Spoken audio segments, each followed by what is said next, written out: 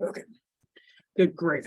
So our first panel is comprised of Megan K. Friedel and Jasmine, is it Betts or Bates? Bates. Bates. Okay. Megan K. Friedel is the Assistant Faculty Director of Collections for the Rare and Distinctive Collections Department at the University of Colorado Boulder Libraries. She has worked professionally as an archivist at academic archives and state historical societies for over 20 years, finally landing at Colorado University Boulder in 2018. Since 2013, she has worked closely with state institutions in Colorado's Chicanx communities to document and bring to public attention the rich history of the Chicano social justice movement in the state, as well as CU Boulder's role as the epicenter of Chicanx student activism in the late 1960s and early 1970s. Jasmine Bates is an artist and visiting professor of ceramics at Scripps College and Claremont Graduate University. While a graduate student at CU Boulder, she facilitated the sculpture project to memorialize Los Seis de Boulder, the 6 Chicanx students who were killed in 1974. Right now, she is working on a project to document student, staff, and faculty challenges to the built environment and the visual culture at Scripps. I'm also delighted to plug the Journal of Western Archives. The article that this talk is based on is published in the Journal of Western Archives, and we're delighted to have both Jasmine and Megan with us. And with that, I will turn it over to them. Thanks, Gordon. Really appreciate CIMA inviting us to be here. We're going to give about a 20-minute presentation. We're going to tag team on it, and then I know Melissa's going to open it up for questions after that. So I guess, Jasmine, are you ready? Should we just jump right in? Yep, I'm ready. All right, let me go ahead and share my screen.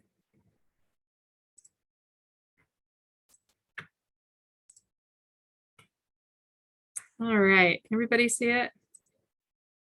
Okay, awesome.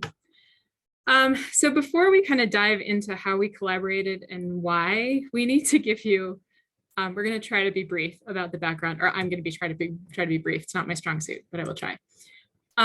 So what you need to know is that between the period of 1968 to 1974 at CU experienced its first major influx of Mexican-American students. Numbers are very vague because CU did not keep accurate numbers related to minority students until the late 70s, well into the beginning of the affirmative action movement. But reportedly, I believe it's over 1,200 students came in this time period, most of whom were recruited by a student group, UMAS y Mecha, UMAS at the time, the United Mexican American Students Organization. They founded a very vibrant newspaper, El Diario de la Gente. These are headlines from some of the issues between 72 and 74. And galvanized by the newspaper, by UMAS, many of the Mexican-American students who arrived on campus were extremely socially involved and culturally involved. They were involved politically on campus, entering Senate races. They started a migrant action program to bring children, first generation students from migrant families, migrant farm worker families to campus. They were heavily involved in the lettuce and grape boycotts with the United Farm Workers Association. They were involved in advocating for Chicano Studies program on campus. And this was a difficult time period for campus administrators who were also dealing with a lot of other social student activism at the time. But for CU in particular, the largest growth in the minority student population was from the Chicano students who arrived on campus during this time. And this all kind of culminated in 1973 and 1974. Minority students arrived on campus to discover that for reasons that are still being explored, and hopefully there's going to be some great scholarship coming out on this in the next year or two, to discover that their financial aid had been severely cut and in some instances taken away entirely. There are a lot of questions about why that happened. Some say it was too much growth too fast in CU's first ventures into affirmative action. Some say that it was the reaction of the Board of Regents and the President's office to an influx of minority students and a desire to kind of control the quote unquote militant student population. And Chicano and Chicana students on campus really led the fight to figure out why this was happening. And that involved some internal turmoil within the United Mexican American Students Association and in the Equal Opportunity Program, which was the financial aid arm of UMass that was bringing in Mexican American students to campus. In May of 1974, Chicano and Chicana students took over temporary building 1 on campus, known as TB1, in order to both try to get equity within their organization and also advocate for financial aid to come back. During this time, while they were occupying TB1, 6 students, former alumni, staff member, and a friend, all associated with the Chicano movement in one way or another, were killed in 2 car bombings. Jasmine and I know friends and family members of the victims. Some of them speak about being in TB1 when the first car bomb went off at Chautauqua Park, which is, more or less right across the street from CU, within a mile or 2 of campus, and feeling the whole building shake, finding out within an hour or 2 that 3 of their friends had been killed.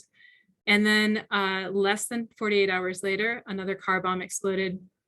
For those of you who know Boulder, it was on the corner of 28th and Canyon Boulevard at a parking lot for Publix Liquor and Burger King, also killing 3 more. It's really important that we recognize that the 6 who died were people, young people, with their own stories and futures. They were someone's brothers, they were someone's sister. They had loved ones. And we'll talk about why this is so important in a little bit. In the first car bomb, Reyes Martinez, who was a graduate of the CU Law School, he was an attorney, was killed. Neva Romero, she was a junior at CU at the time, I believe, is that correct? Yeah. Yep. She was also very active in student government, was one of the leaders of the UMass student organization. She was killed, and her roommate, Una Jacola, was also killed. And the second car bomb on May 29th, Florencio Granado, who was a former staff member of UMass, was killed. Heriberto Terán, who is a very well-known Chicano poet at the time, was killed. And his friend, Francisco Frankie Doherty, who was visiting from Laredo, Texas. And until very recently, not much was known about Francisco. And thankfully, a lot of community members and families have helped us learn a lot more about him, but he was also kind of discovering a burgeoning interest in the Chicano movement. So those 3 were killed. In addition, a 7th man, Antonio Alcantar, was severely injured. He passed away in I believe the early 2000s. These bombings absolutely rocked the Chicano community on campus. They have been one of the most traumatic events in the history of the Chicano social justice movement in Colorado to this day. The 6 who died, who are now known as Los Seis de Boulder, they are seen as the symbols of resistance for the movement. One of many martyrs who died during the Chicano movement. And this quote by Antonio Moreno really kind of sums that up, the importance of why Los Seis have been so important to the Chicano community. The community and alumni have seen their deaths as potentially having been caused by maybe some sort of university involvement. There's been rumors floating for the last, well, gosh, we are almost in the 50th year. Next year will be the 50th anniversary of the bombing. So for 49 years, rumors circulating that the bombs were planted by members of the FBI who may have been involved in the COINTELPRO program, which targeted minority student activism on campus during the late 60s and early 70s. And then conversely, within other communities, there's been accusations that the 6 were carrying bombs themselves, and that some have used the word terrorists. I mentioned the word militants. These are words that are still used today. And I'll turn it over to Jasmine now to kind of talk about how this story was not acknowledged on campus prior to the Los Seis de Boulder sculpture project, and why she entered into the project. Yeah, thank you, Megan.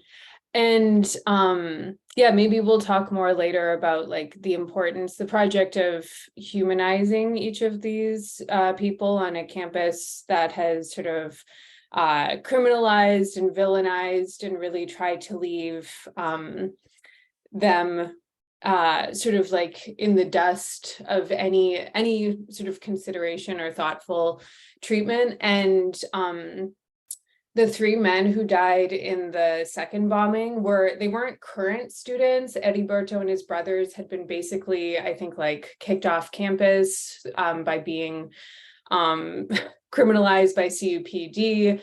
Francisco Doherty had just finished community college in Laredo, and Florencio Granado was a staff member of UMass, but before that, I think was a student in the UMass program. So these are all, I call them 6 Chicanx students. They were all in their 20s and 30s. So when I was at CU Boulder for grad school, I was in my 30s. So I think of all of these people like sort of in the context of my experience, my lived experience being on campus as a young person, and all of my my undergraduate students and collaborators and peers. So the sculpture project sort of began in fall 2017, or the idea of it began then. I had just come to campus. I had started a program, and I saw a documentary called The Symbols of Resistance, put out by the Freedom Archives early on in my first semester there. And I was really disturbed to learn about killings of students, very suspicious killings of students in which the impacted community believed there to be university and like federal law enforcement involvement in these killings, and just not trying to resolve what happened, but just knowing that this happened, and it's something that had been very nearly erased from the campus. There were some murals that were installed commemorating Los Seis, I think in the 90s or early 2000s, but they were then, they were almost demolished. They were saved. They're now down in Pueblo, Colorado at I think at the community college there. But anyway, past efforts to sort of visualize and make present this history had been dismantled by the university. So the first thing I did was I wrote to Priscilla Falcon, who was a MAP student, a Migrant Action Program student who came through CU Boulder, I think in the late 60s, and had also been married to Ricardo Falcon, who was killed in 72, and often his death is talked about in relation to Los Seis because he was killed by a white supremacist in sort of a really tragic set of circumstances. And Priscilla wanted to, so I approached her saying like, hey, I have, I just saw a documentary and I'm upset by it. I'm an art student. I don't know what I could do, but like maybe I could make a marker and call it a sculpture so that we don't have to pay like $30,000 to have a marker, because that's what it would cost to have a marker. But if I make a sculpture, it can be a marker. I sent her, some rambling email, and a lot of my hesitation to sort of delve into this was that I'm not Chicana, I'm not Chicanx, I'm a mixed race person, and I found a lot of meaning and understanding Chicano identity formation, but it really felt like this was not necessarily a project for me to work on. But over a couple of years, I worked with Priscilla going to the archives, and then I guess Megan and I will talk more about that collaboration and like the happy news that Megan had come to CU because Priscilla had worked with her before in other situations. But concurrent to this research in the archives, and what Priscilla and I were looking for were both like what was there, sort of like the documentation of institutional violence, the sort of counter archives within the archives of UMass content, but a lot of it was sort of surveillance of students, and then also just like a total absence or hole of May 1974, where any documentation about the bombings maybe would be. So those were the kinds of things we were paying attention to. And so through Priscilla and through other community collaborators, some of them families of the students who were killed, we started on a mosaic project, on a sculpture project of making a memorial to Seis. And so these are some early images. So what we did together was we made tiles. We had a nice like shock resistant tile clay body that could withstand the freeze thaw of Colorado. So we would roll out slabs of clay and make tiles, and then behind the scenes I would work with a team of other students, and we would fire and glaze and fire them and then bring them back out and do sort of a paint by numbers thing. You can see there are two people are working on Neva Romero's portrait. Is that good for this slide? Is there anything you want to add, Megan? No, that's good. So we'll kind of go into talking about our collaboration now. So I want to just follow up what Jasmine was saying. And similarly, I came to see you in May of 2018. I had just previously been at History Colorado, the State Historical Society, where I had been part of a team that had developed an exhibit on El Movimiento, the Chicano movement in Colorado. And while I was there, the story of Los Seis and the bombings, nobody wanted to touch that with a 10-foot pole because of it was too political and getting into too much of, well, we don't know what happened and we don't want to empower one side or the other. And when I got to see you, a lot of the activists and alumni who I had worked with at History Colorado came to me and said, we can't do this anymore. This is an important story. So at the same time that I'm hearing from them, I like very first day in the job, I walk into the reading room and there's Jasmine working with Priscilla, who I already knew. We started this conversation and it was just like, ta-da, we have our moment. And so we started collaborating together informally at first. And then Jasmine, who had been doing research in the archives and felt very stymied, I should let you talk for yourself, but very stymied by lack of documentation in our institutional records, in particular about campus response to the bombings, asked if she could do an independent study with me. We did that through the Art and Art History department. They didn't have a formal independent study program at the time, but they do now, actually, because of Jasmine's and my collaboration. And so during that was spring of 2019 that we worked together, and it became a really crucial collaboration for both of us. I'll talk about, from my perspective, the benefits of working together, and then I'll let Jasmine talk. So first of all, like from a collection development standpoint, Jasmine helped to bring in, because of her relationships with the community, a really crucial collection from Georgiana Archuleta, who was the girlfriend of Florencio Granada at the time. She was pregnant with his son Flo at the time of his death. Georgiana went on to be a central figure in the Chicano movement in Colorado. And so having her papers that relate to the bombings and then the Chicano movement in Colorado, all centering back on CU, was amazing. And then Jasmine, I don't know how she did it, but she established relationships with folks in the community and the family members in particular that for an outsider, a non-Chicana walking in, are extremely difficult to build. And she did it, and it helped the archives greatly in reestablishing trust with the community that did not trust CU. And then it helped kind of my own agenda, which was diversifying how we tell stories about campus history. The fact that when I started at CU, I was also told, we don't want to talk about this. It just seemed unacceptable to me. And to have a student who integrated this with her curriculum, made it a central part of her MFA thesis, was hugely important for us to advance the story of, or advance different types of storytelling at CU. And then also advocating for the right just to have academic dialogue about it, because again, it'd been a story that was not well understood, and faculty members didn't want to really discuss it. Some were, and that's, for instance, why Jasmine watched the Symbols of Resistance film. And then just my personal interest in using archives in non-traditional ways, whatever we could do to support Jasmine's development of the sculpture through archival sources, I was interested in doing. I'll turn it over to Jasmine now.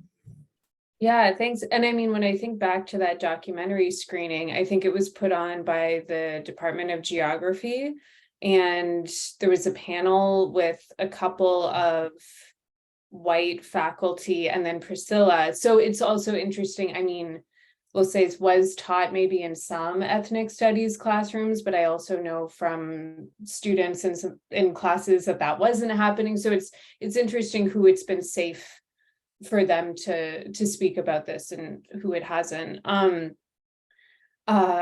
Right, so let me go through some of the bullet points. Well, it was very helpful for me. I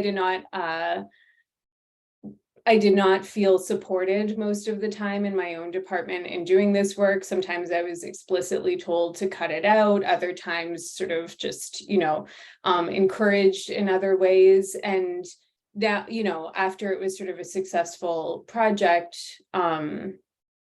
there's like whatever acceptance comes from that, but the experience of being in art school, whatever, no one likes grad school, so it was a slog. And so for me to I had many other sort of homes on campus at CU Boulder where I got mentorship, and a really important one was at the libraries, and particularly with Megan. So I really appreciated that. I mean, yeah, also so research support, going through just like existing literature about archival practice, and even just Megan like walked me through how to do FOIA requests.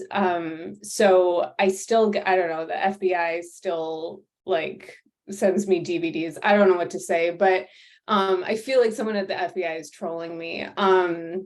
Anyway, that all started with Megan. So thank you, Megan. And yeah, I do think, like, for example, with Flo Granado, being able to talk to him and talk to his mom about like what it would mean to have those papers be at the archives and have that be like an exciting and interesting thing rather than like a scary thing. That just, I think like the importance of the work we were doing together, that having that institutional support and sort of home for that really was very helpful. Support for navigating CU's campus bureaucracy. I mean, I think if folks read the article, our reviewers had asked us to like further articulate like the extent of the bullshit. So like you probably have a pretty good play-by-play, but it was unending and forever changing. And as a graduate student, I learned like way too much about the lies. So it's made me like whatever. It's made me ready, I guess, for certain things. Yeah, I think that's all for me. And I think in the interest of time, and as Jasmine said, hopefully folks have read the article. If not, if you want the full scoop on the ins and outs of Jasmine's and my adventures with campus administration, it's all in there. I'll just go through some of the highlights super quickly, and then we can turn it over to questions.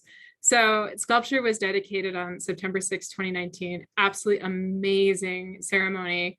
How many people were there, Jasmine? 200 to 250.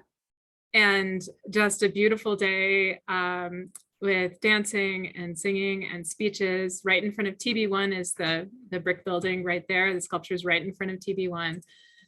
And then a lot of lack of academic support for the next year. Jasmine was threatened several times with the sculpture having to be moved or come down. Students were rallying, letters of support were written. It was just a lot of what the heck is going to happen with this sculpture, and a lot of support, all during COVID too. That's the crazy thing about all of this. And during this time, in response to the sculpture project, and really directly in response, CU announced that it was going to start this CU Boulder History Project in order to kind of open up storytelling, maybe not in the very directed way that we had imagined, but at least to start that process. It's still ongoing. And then as we were getting close to, Jasmine and I kept in touch and trying to figure out how we could make sure that the sculpture would stay permanently on campus. Jasmine and I settled on donating the sculpture to the archives. I hate using the word acquisition because it feels very wrong in this instance. So I like to say that we are now the custodians of the sculpture. We care for it, we preserve it. We are the spokespeople for it on campus whenever there's a question about it. And when we did this, Phil DeStefano, who's our chancellor, issued this pretty crucial statement that our mission calls for us to preserve it and use it as a focal point for community to engage in difficult discussions. And that was huge. That was a major step forward. As you know, some people saw those words as just talk. But I think to have that publicly acknowledged is the first step. And since then, we've been able to do some really amazing things based on that sculpture project. We've got a digital history collection about Chicanx and Latinx history. We were able to acquire and add to our archives a really crucial ATF report documenting the investigation of the bombings. We hosted a symposium in 2021 on Los Seis de Boulder, Race and Memory. That's a major step forward in advancing academic dialogue about the event. And we've also established an endowed library collections fund that allows us to collect and grow in that area. I took a photo this morning, just so Jasmine could see it too, since she's no longer in Colorado, of the sculpture in front of TB1 at 8:45 on a beautiful January morning. It's still there. We have not had a single question in almost 2 years, no, I guess a year and a half now, about whether it should be on campus, which is fantastic. I don't think anyone, it's a part of the fabric of CU now. And I just put in the link here to the website for the sculpture project in case you want to learn more. It's just losseisdeboulder.com. And unless Jasmine wants to add anything more, we can open it up for questions. No, questions would be great. Thanks, Megan. Melissa's going to moderate this Q&A session. There are two ways you can ask questions. Either put them in the chat or feel free to unmute yourself and ask them out loud.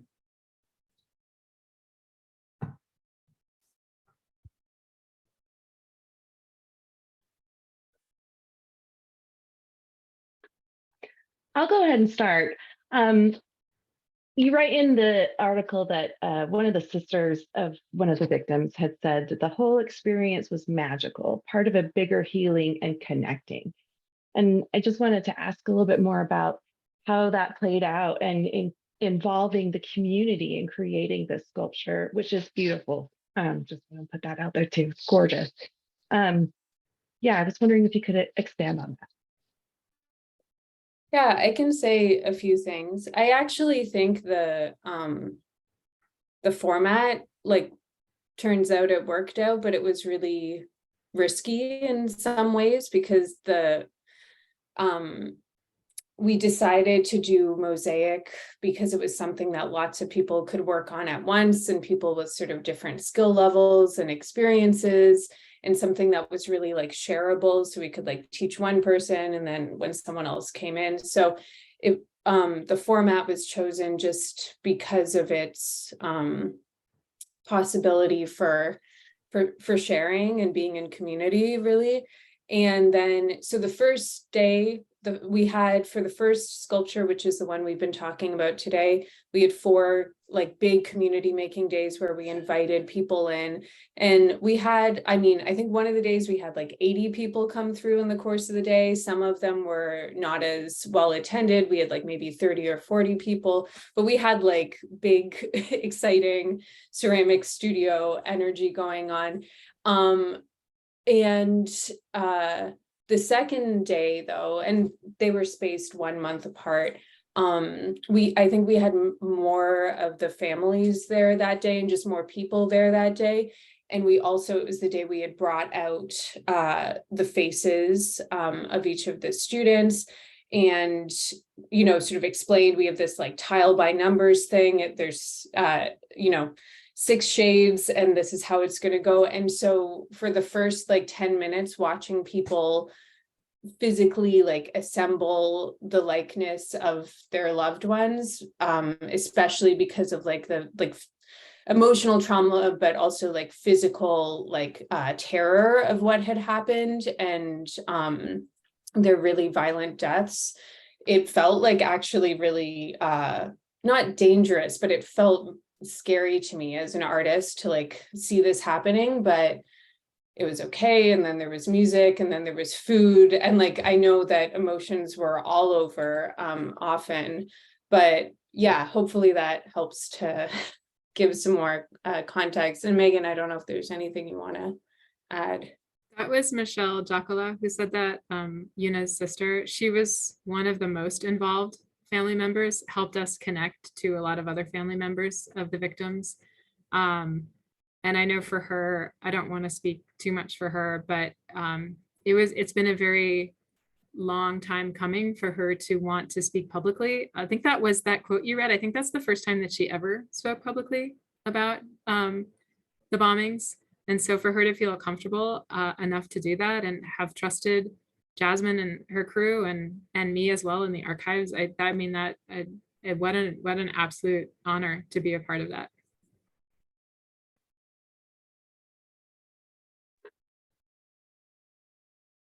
It's Gordon again. I do have a question, and I guess this is mostly for Megan.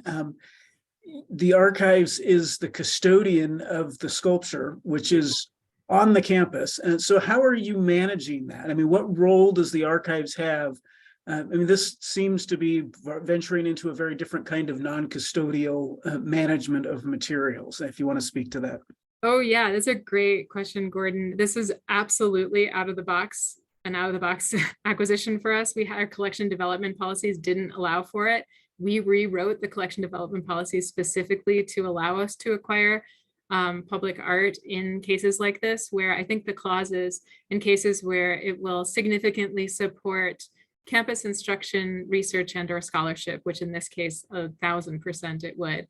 And that endowed library fund that I pointed out towards the end, we developed that. That was actually endowed by EBSCO, believe it or not, along with several smaller donations from community members and actually faculty in the libraries and elsewhere on campus. That pays for annual preservation and conservation of the statue. We actually did our first of the sculpture. We did our first conservation of it in January, believe it or not. We had a nice 55-degree day. And so we are really, that's the way that we can do that. And I got to give like major credit to Hillary Morgan, who's our preservationist in the libraries. She had never done large scale artwork like this before. And she took a lot of time to sit down with some consultants we hired from a public art conservation firm to learn how to do this work. Jasmine provided her with lists of materials, and she, when we did she does annual, I think she does quarterly preservation, and then we do this annual conservation work. In terms of like what happens when we're not around, that's a major question. So that's what I'm working on now, is making sure that everything is documented, so that if I'm not in this position anymore, Hillary and our preservation department are not here, that the library still has a mechanism to care for the sculpture. We have to work really closely with the landscape architect who manages all the public spaces on campus. Jasmine laid the groundwork for that because she worked very closely to find a perfect spot where there's no waterworks underneath, nothing that's going to interfere with the sculpture itself. But like, for instance, we had a major construction project happening in the building next door to TB1 this summer, and they walled off this like right around where the sculpture was and didn't let the libraries know. And luckily we were able to get in touch with them and confirm there was going to be no work done around that. But you're absolutely right. Like when you have a public art piece that's not physically in the library collection, like custodianship can get lost. And so we're trying to make sure that it's now documented and tracked all the way up to administration, so that if we have future projects that tangentially involve it, need to move it, need to put fencing or parking nearby, that they know who to contact. It's definitely new for us.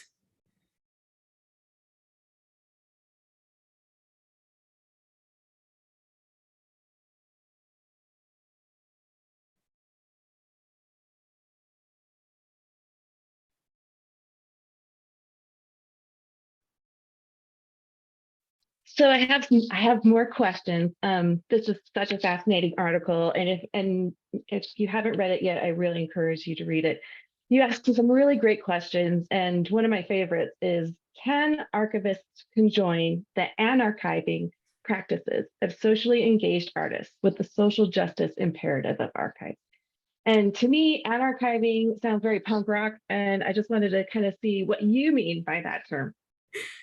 I mean, yeah, I would agree with you. I think that's kind of how I approached it too. It's like, it's a very non-traditional punk rock way of looking at archives. Like, we are when I kept saying to Jasmine during her whole independent study, and then I ended up actually serving on her MFA thesis committee as well.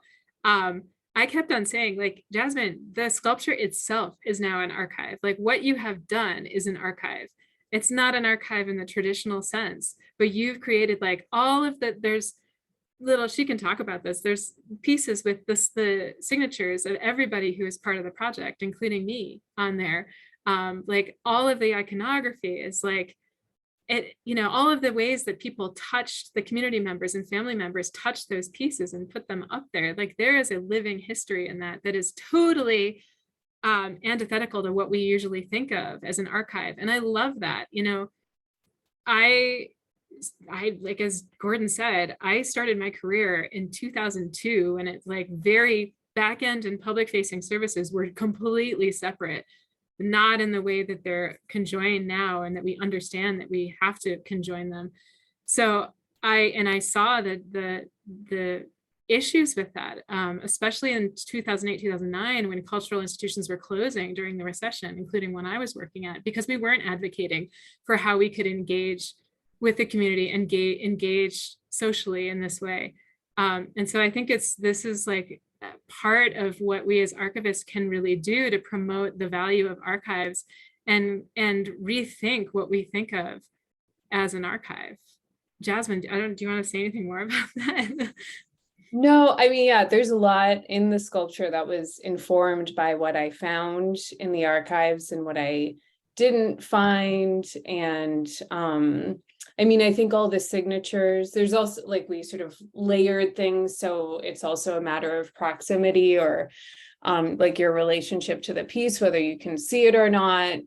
Megan was referring to like the icon. We picked sort of a symbol for each of the students, and if you're there sometime, you can look behind Reyes Martinez. There are keyboard keys from his Selectric. I ordered some Selectric keys and made some molds, and so those were one of the tiles that we made at the community days. And I mean, one of the things that is sort of maybe throughout like Chicano and Chicano student organizing in the 70s was like boycott Coors and like fuck Coors. And Coors was also a region, SCU Boulder, and had a major hand in like the discrimination and criminalization of Chicano students. So you can find fuck Coors on there, but you have to look pretty hard. So yeah, there's a lot there. I actually didn't know that. That's awesome. I guess I only tell that to select audiences. That's awesome.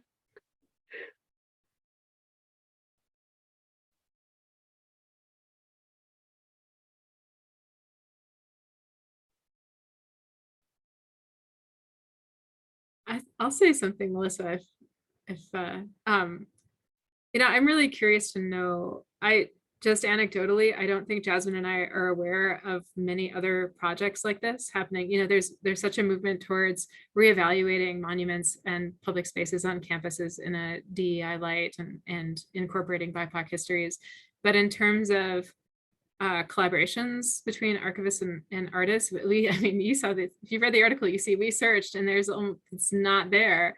But if anybody is working on something, I would love to hear about it and talk about it with you. I will say the model that Jasmine and I kind of created out of thin air is actually now being promoted by the Art and Art History Department. I have another MFA ceramics student this spring who right now is not thinking about public art, but may in the future. And so it's really cool to see that being embraced by faculty who in Jasmine's department who were skeptical, I guess is the word at first, of how this might be useful to her.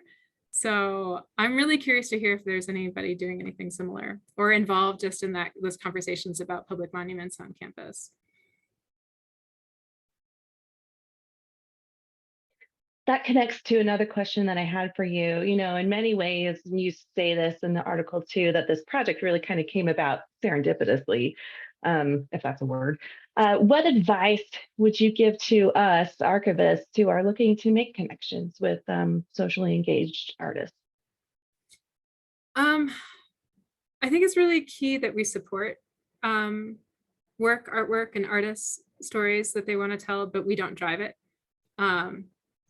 And so, you know, part of working with Jasmine was also connecting with the current Umasi Mecha student group, understanding what support Jasmine had outside of just her. And it was huge. I mean, she didn't mention the number of people who ended up working on the project, but I think it was close to 300, upwards of 250.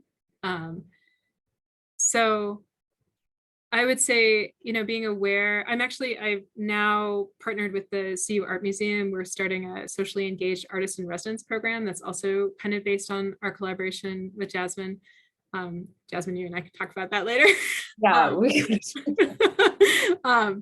but again, for that program, it's supporting the artist and making sure, you know, engaging them with our collections. And if they're doing socially engaged artwork, especially that's touches on traumatic events in history, making sure that the artists know the archival sources that are there that could support their work, could inform it, but also not forcing it on them, you know, making sure they know that it could be a source of inspiration. It's there if they want it. Introducing them to an archive can be really, a lot of artists haven't even stepped foot in an archive, have no idea what it is. So, gosh, I don't know if this is advice. It's like, this did really just fall into my lap in particular. I didn't go out searching for it. It just was really serendipitous. So I think if there are stories, if you work in an academic environment in particular where these sorts of histories are being debated, and you're aware that there might be art, or you can think of artists who might want to engage with this, just showing up in part of the conversations, being supportive and saying, hey, we've got all this history, but also not being definitive about what that history is. You know, it was really important for me entering in these conversations to not say one way or the other, this happened to, this is why the bombings happened, because from an archival perspective, the documentation about why it happened wasn't there. But I've also encountered a lot of archivists who have done that. So that's really hard when you work in an institution and you're responsible for its history to not kind of make definitive statements about it. yeah, and as an artist, like I would just say, like, put it on your website. Like I think all the like open-ended stuff and everything Megan just talked about is important, but just so if you don't know anyone, you might like feel comfortable sending them an email. I was always like, as a grad student and now as, you know, junior faculty, I'm always looking for what people are putting out to figure out if they are someone who would be like safe to work with or someone I should send students to and stuff like that. So just trying to make that like legible through some sort of public interface would be a great way to get things going. That's great. Are there any other questions out here? I think we've reached our time.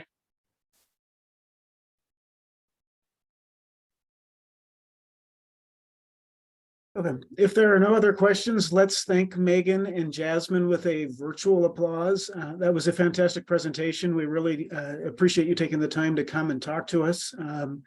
I learned a lot. I hope others did as well. So thank you very much.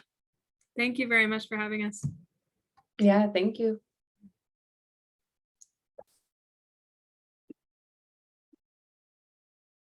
Okay, So we will turn to our next panel.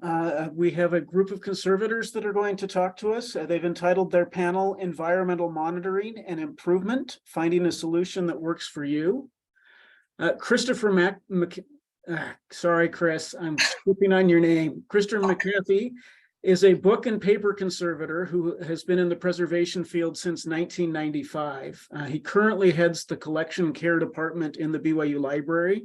And as a side note, he is a delightful human being. Flora Vanderwood is working as a preventative conservator at the University of Arizona Library's Special Collections in Tucson, Arizona. She received her bachelor's in art history and a master's and professional doctorate in conservation and preservation of cultural heritage, with a specialization in book and paper conservation from the University of Amsterdam in the Netherlands. And Jessica Maddox is the collections management archivist for the University of Nevada, Reno Special Collections and University Archives Department, where her duties include creating accession and collection records for all legacy and new acquisitions, as well as managing the physical storage space for the department.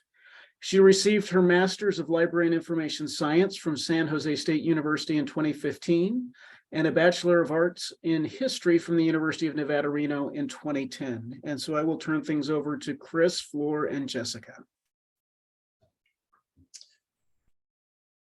Thank you. Thank you, Gordon.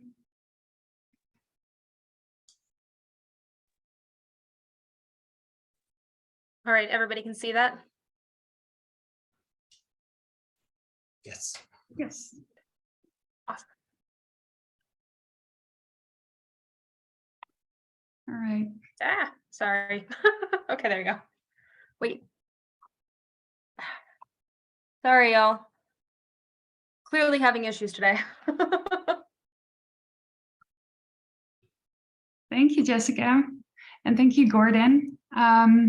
My name is Fleur van der Woude. I started working as a preventative conservator with special collections at the University of Arizona Libraries in April 2022. And slowly I'm getting used to the extremes of our desert climate. I want to give a short introduction to the climates I've worked in. I thought that would be a fitting introduction. So I'm originally from Holland, where we have a less extreme climate, less extreme temperatures, more consistent rains rather than monsoons. And 5 years ago, I was a trainee with the National Archives on the Caribbean island of Curacao, where I got to work with an archival collection in a tropical climate. This position at U of A was created last year. Before this, some important preservation duties were distributed between different positions in our team. My colleagues did a wonderful job at documenting what the state of preservation was, and they were working with consultants and communicating to the library's administration how improvements could be made. They started monitoring our climate on a small scale in 2017, which means we have data over the course of some years to work with. And one of my first projects last year was to extend our climate monitoring program. And since I started in April, I'm just a few months away from having captured a full year of condition in all of our 6 storage spaces. About why are we doing this work? Why are we monitoring? I have the honor of kicking off our panel with that question. And I hope that at the end of this hour, everyone here will feel extra inspired to either start a monitoring program, dust off their PAMs, or to get together with colleagues to develop the best climate solutions for their organization. Ready for the next slide. Our work in preservation is essentially risk management. And one way to define the risks we are trying to minimize are the 9 or 10 agents of deterioration, as they were first described by conservation scientist Stephen Mikulski in 1990. They provide an important framework to the field of preservation. 2 of these agents are an incorrect or adverse temperature and an incorrect relative humidity. And they are 2 important ones. The climate in collection storage influences the rate of deterioration of every item in your collection, day and night, all days of the year. Items in our collections generally have layers or envelopes, as we call them, to protect them against adverse storage conditions, from external walls and the roof of a building to its indoor walls and containers, such as document boxes. The building envelope provides physical separation between the outdoor and indoor climate. Air and moisture enter via openings into the building envelope, in both controlled ways, such as with ventilation systems, and in uncontrolled ways, such as with infiltration. Outdoor air entering the building has a certain temperature and contains a certain amount of moisture, depending on the weather outside. And the degree and rate at which the indoor climate is influenced by the changing outdoor weather depends on the quality of your building and of your climate control. Other factors that may affect storage climate conditions are internal sources of humidity and temperature, such as rising damp, water leaks, and people working in and around your collections. Relative humidity describes the moisture content of air and is expressed as a percentage of the amount of moisture that can be retained by that air at the given temperature and pressure. So when we reach 100% relative humidity, that's when we'll start to see condensation. The paper, leather, parchment, and other materials in our collections constantly absorb and give off moisture to find an equilibrium with the air around them. If relative humidity goes up, they will absorb moisture and swell, and if it goes down, they will give off moisture and shrink. In this table from Risk Management for Collections, which is linked further down in the presentation, effects caused by high and low temperature and relative humidity and too much fluctuation of either are listed.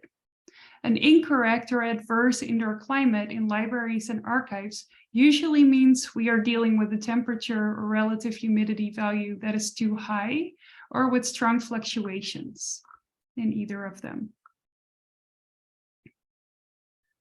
Some examples of deterioration due to high humidity are fungal growth, accelerated chemical deterioration of your materials, such as yellowing and embrittlement of paper, and deformation due to uptake and absorption of water. Examples of damage due to low humidity or a dry environment are embrittlement, shrinking, tearing, or warping of materials because their dimensions are changing. So fluctuations in humidity can also lead to deformation and physical damage in materials due to dimensional changes. Sudden fluctuations can also promote mold growth. So many fungal species can actually get activated by a sudden change in humidity. Slow fluctuation over a longer period of time between seasons, for example, is therefore a really good goal to keep in mind when coming up with a plan for your organization. High temperature causes accelerated chemical reactions as well. It can soften or melt some collection materials, such as magnetic tapes. And because air that is heated will see a drop in relative humidity, it can lead to desiccation in materials and dimensional changes. Cooler temperatures are usually beneficial for our collection items, but too cold of a temperature can cause embrittlement in some materials, such as resins. And of course, cold temperatures are usually not preferred by the people working around the collections. Fluctuations in temperature can be damaging to certain materials, and since they usually lead to fluctuations in relative humidity, should also be limited to gradual changes following the seasons. Low temperatures will result in higher relative humidity, and a little bit warmer will usually be better than too much humidity, something that Christopher will explain further in the next bit of this presentation. Because temperature and relative humidity are significant factors that impact the lifespan of collection materials so directly and continually, controlling our storage environment is the single most effective long-term method to preserve our archival collections. We have all learned this, we're all aware of it, and many might be familiar with rules, set points, or strictly defined standards that were used in the past to describe what a good conservation or preservation environment for collections is. However, defining what the best climate conditions are for the collections you steward depends heavily on the context in which those collections are kept and used. The best climate will be a balance between human comfort, the material composition of your collection, what your organization deems an acceptable risk for the materials, the building and systems you are working with, the resources that you have available, and the sustainability of your environmental control, which is of course becoming an increasing concern. A holistic and flexible approach to environmental management is therefore preferred over setting standards as was done in the past. The Image Permanence Institute provides on their website a handbook on their methodology for implementing sustainable energy-saving strategies for collection environments. This handbook provides a good introduction into the working of HVAC systems and their components, and carefully explains practical strategies to save energy while providing a good preservation environment. This methodology requires a strong collaboration between collection staff and facility staff, including facility managers, building operators, and maintenance staff, but also potentially architects, engineers, and controls designers you are working with. A climate management team works essentially with 6 steps. First, you need to document the capabilities and performance of your HVAC system. The team defines what environment is the best for the collections held at your organization and for the occupants of the building, and then negotiates the optimal environment for each storage area, which may depend, for example, on the material types that are held there, their relative value in your collection, and the capabilities of the climate controls in that space. An optimal storage environment is expressed in metrics, and the actual environment, as experienced by collection materials, is regularly measured and assessed. This means there is a constant moving between 5 primary activities: documenting, gathering information or environmental data, analysis of those data, and experimentation and implementation, and assessment and maintenance of your systems. If this seems a little bit daunting, I can highly recommend reading this publication. The hope of the authors is that organizations will feel empowered to take greater ownership of the implementation of these principles, and over time develop the best possible preservation of collections at the least possible consumption of energy. This is why we monitor. It is the first step in defining an optimal, holistic environmental management plan. And to do that, we need to gain a better understanding of what our collections are dealing with as the weather changes around us. I'll share one small example from this past year. In our rare book vault, we had portable dehumidifiers that were running day and night during the monsoon periods. They used a lot of energy. My colleagues went to work on the weekends to empty the water trays, and warm water or warm air was inevitably blowing on some of our most important and often sensitive materials. The HVAC, in the meanwhile, was working over hours, resulting in constant fluctuations in the climate. Both the machinery and the staff were working over hours to maintain a theoretical set point. So last summer, working together with our HVAC specialist, we decided to allow a slightly higher temperature. This resulted in a much more stable relative humidity, and the dehumidifiers were not needed anymore.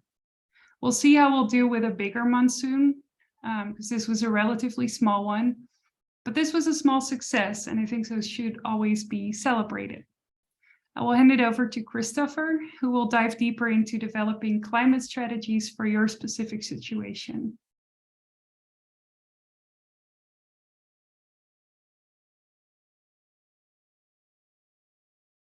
You're muted, Chris. Thanks. I guess my goal, I can't address every specific situation. So my goal is to sort of give enough things for you to think about that maybe you can develop your own strategies. But I'll suggest a few things as well. And I think to understand how to implement solutions, you really have to understand what the problem is. And if you want a good resource for helping you think outside the box, maybe I think this article that I have up on the screen by Stephen Weintraub, it changed the way I look at environmental monitoring. And that information will pop up on a later slide.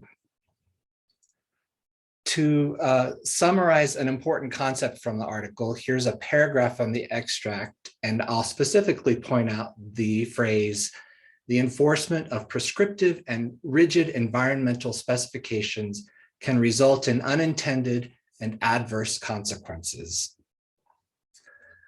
For example,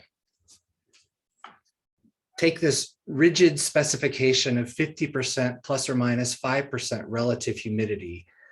You may have heard this recommendation for certain types of materials, or even as the recommendation for all types of materials.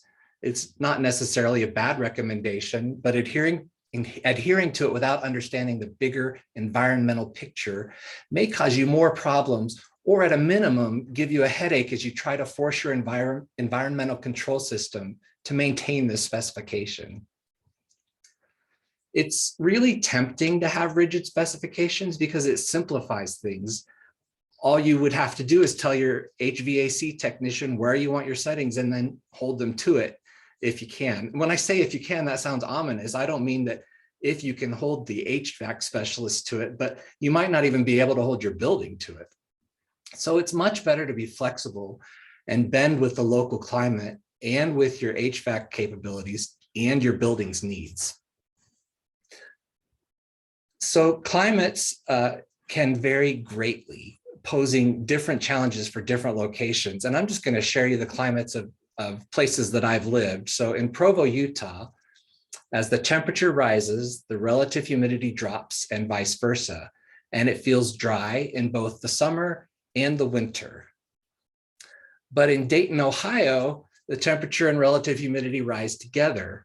It feels humid in the summer and dry in the winter. And interestingly, even though Dayton feels more humid than Provo, it has an average relative humidity of 43%, while Provo has an average relative humidity of 53%. And then in Winter Haven, Florida, the relative humidity remains about the same while the temperature rises and descends, and it feels humid all year round.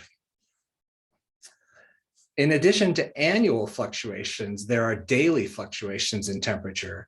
This shows the average daily temperature fluctuations each month in Provo. You can skip ahead. That's two of the same slides. The EPA website about moisture control brings up another factor to consider: whether your building can tolerate your HVAC system, or your HVAC system can control certain rigid environmental specifications. If the building can't tolerate your specifications, or in other words, if it's not designed to withstand high humidity levels, you might lose the building, which is your first line of defense for protecting materials. I've heard of cases where buildings started failing before the artifacts inside. So that's a few variables that affect how your environmental controls, or things that can affect your environmental controls. And now I'm going to give you 5 suggestions or recommendations to fit some potential scenarios you may face. So here it's got the 50% and the plus minus 5. And the most important part of that recommendation is the plus minus 5. Fluctuating temperature and humidity are more likely to speed up the deterioration of materials than not sticking to a specific set point. The guidelines we follow at BYU leave the set point open, but specify that the range should not exceed plus or minus 5 within a 24-hour period. So my first recommendation is to work with your maintenance crew, which, as Flora already said, to choose stable temperature and relative humidity points, and then focus on controlling the fluctuations. I once worked for a museum that had rigid relative humidity levels that simply could not be maintained, and there were drastic swings in their levels. But by working with facilities, the conservators were able to figure out that lowering their set point just a little bit that allowed them to keep their range within ±5. So worry less about picking exactly the right set point and choose set points that work for your building and HVAC system. In other words, focus more on controlling fluctuations. Now, sometimes people misunderstand what this means, so I want to describe what a set point is. The set point is the temperature or relative humidity percentage you've chosen to aim for. It might be a recommended number, or it might be a number you've chosen based on your building's capabilities. Looking at the center example, if your set point is 67 degrees and you allow for a variance of ±5 degrees, your temperature should never or rarely rise above 72 degrees, and it should never or rarely fall below 62 degrees. Likewise, for the other two examples, if your set point is 73, your range would be 68 to 78. And if your set point is 61, your range would be 56 to 66. But your average should be close to the set point. I've worked with some people, including facilities people, who believed that if I gave them a set point of 72 degrees ±5, that meant they could maintain the temperature at the top of the scale or at 77 degrees. I've had to explain to them that 77 degrees is our absolute highest limit. And if the temperature goes there, it shouldn't stay there for very long. So your environmental readings might look something like this, or this one is even better, but it should never look like this. If you choose a set point that your HVAC system can't easily maintain, you might see graphs that look like this. My second recommendation is that even if you don't have rigid set points or you don't have any in mind, it's good to have some boundaries. And these are the boundaries that I try to adhere to in every case. 72 degrees is a good general temperature. It's usually pretty good for human comfort, but it might be a little cool for some people. And you should avoid going above 76 degrees if at all possible. For relative humidity, 30 to 35% is a good choice, especially if you have a mix of materials types, and you should really avoid going above 60%. Now you can go lower than 72 degrees for a lot of materials, and for every 18 degrees you lower the temperature, you cut the rate of deterioration in half. But you can only go so low, and you can only do it as long as you can slowly acclimatize materials before bringing them into room temperature. There are some simple ways to do that, but if you, and that I could tell you about if you have questions later, even offline. These are some screenshots of the dew point calculator, and that's its website right there. The dew point calculator is a good way to get an idea how your environment will affect your materials. It's an interactive site that lets you make changes to analyze risks. You can see here that the risks increase when you increase from 72 degrees to 76, and when you increase from 30% humidity to 60%.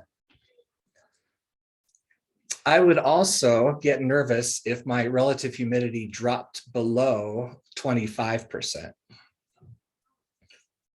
Wait, just waiting for the slides to catch up. Sorry, Jess, I didn't put all those changes in my notes. So you can see here that if it drops to 22%, you get into another high risk category.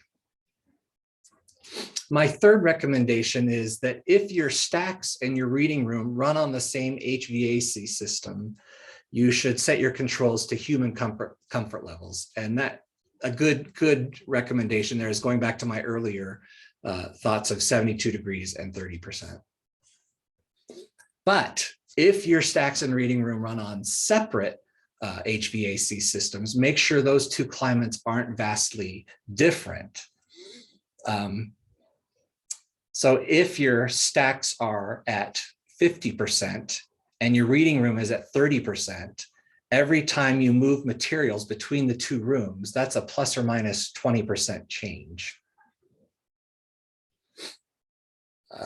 If you can't control fluctuations at one specific set point throughout the year, find set points that work for each season.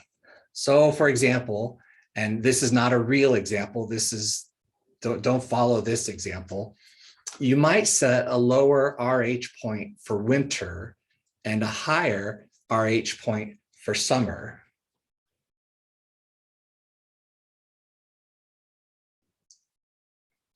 And then, yeah, that's good, Jess, thanks. I just wanted to give you some ideas of what to do if something goes wrong. So let's say your humidity controls get stuck. This happened at a museum I was working for, and the humidity control got stuck overnight. And when we came in the morning, frames were popping apart, things were popping out of their frames. We could see that artifacts had shifted on their pedestals. It was really frightening. What we did is we had our HVAC system, HVAC guys fix it, and we waited for the humidity to slowly go down, which is a good thing because it gives you a slower change. But another thing we might have done and maybe should have considered, because the changes were happening so rapidly and possibly forcing things to break, we could have maybe opened the doors and windows and let the inside air equilibrate with the outside air. If you have a flood, what often happens is you call a disaster recovery firm. They come in, they clean up all the water on the floors, and then they leave, and they don't consider the fact that the materials in your collections have just absorbed a whole bunch of moisture, and it's going to take a while for that to dry. It's better if your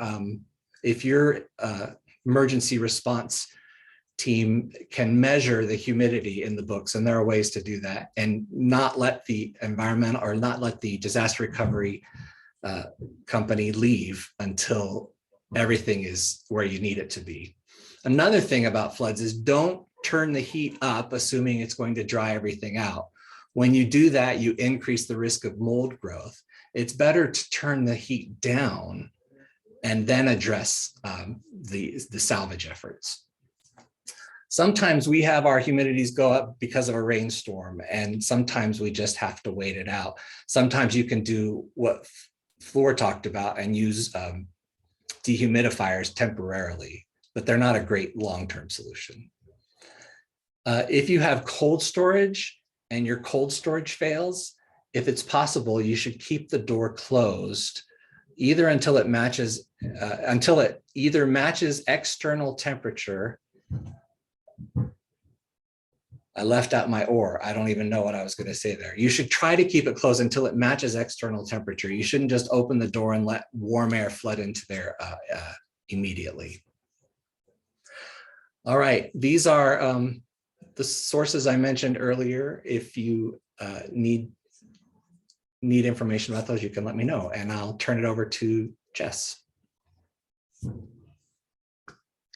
All right, so hi everybody. So I'm going to talk about my experience at the University of Nevada, Reno Special Collections University Archives Department. I am not a trained conservator. Everything I know is pretty much self-taught or been taught to me by wonderful colleagues and people like Christopher and Floor, and what I've learned from them even in just putting this presentation together. So getting an environmental monitoring program put together is daunting, to say the least. But my hopes is that by seeing the little things that I have done at UNR, it might make it a little bit more approachable for you. So oh goodness gracious, going too fast again. So before I start, I'd like to take a moment to acknowledge that the University of Nevada, Reno is situated on the traditional homelands of the Numu, Washoe, Nuwa, and Nuwu peoples. These lands continue to be a gathering place for Indigenous peoples, and we recognize their deep connections to these places. We extend our appreciation and opportunity to live and learn on their territory. So I wanted to give a quick overview of who we are, who SCUA is. We're a relatively small department that includes 5 full-time staff, though one position is a shared position between us and the John Bill Bell Basque Library. These are our primary collection areas, with most of our early collections from the mining and political areas. Those were transferred to us from the Mackey School of Mines when we were founded in the 1960s. Although a vast majority of our collection is paper-based, we, like most archives, have a healthy mix of material types. In total, we steward approximately 14,000 linear feet of paper and mixed materials, those from the audiovisual, ephemera, and legacy digital media carriers, as well as about 5,000 architectural drawings and likely somewhere between 1.5 and 2 million photographs. And I say likely because within the last 2 years, we've acquired the Reno Gazette-Journal Photo Archive, and that we estimate that it contains somewhere in the neighborhood of 1 to 1.5 million negatives. So getting to know your building, your facility is an incredibly important starting point when you're trying to put together an environmental monitoring program. You kind of have to ask yourself questions. What's your building envelope? And remember what the envelope is in floors. It's the outside of the building that our materials are within. So what's your envelope? What's your HVAC? What kind of HVAC do you have? Do you have control over the temperature in your space, or do you have to work with somebody? What's in the ceiling, which is a terrifying point that I will talk about later in this presentation.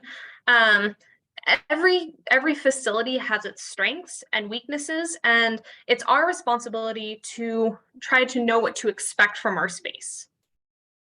So in general, SCUA is lucky because we are in a relatively new building, which is pictured here on the screen. This is the Mathewson IGT Knowledge Center. And we're actually located on the 3rd floor, which is smack dab in the middle of the building.